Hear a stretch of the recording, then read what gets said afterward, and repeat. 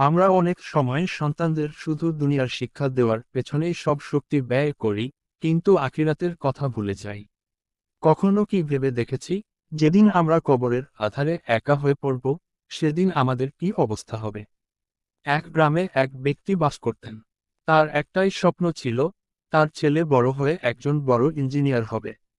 তিনি সারা জীবন ছেলের দুনিয়ার পড়াশোনার জন্য ছুটলেন, কষ্ট করলেন।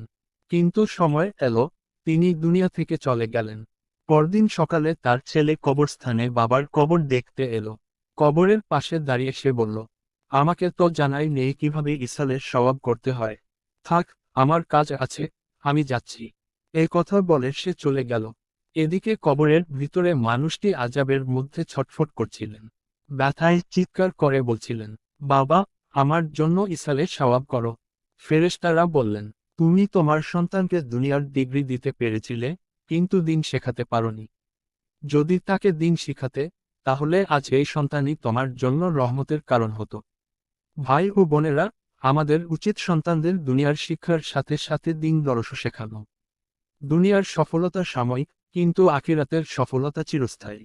এই হৃদয়স্পর্শী ঘটনা শেয়ার করুন, যাতে সবাই উপকৃত হয়। আরও ইসলামিক গল্প ও নসিহত পেতে আমাদের চ্যানেলটি সাবস্ক্রাইবও করুন।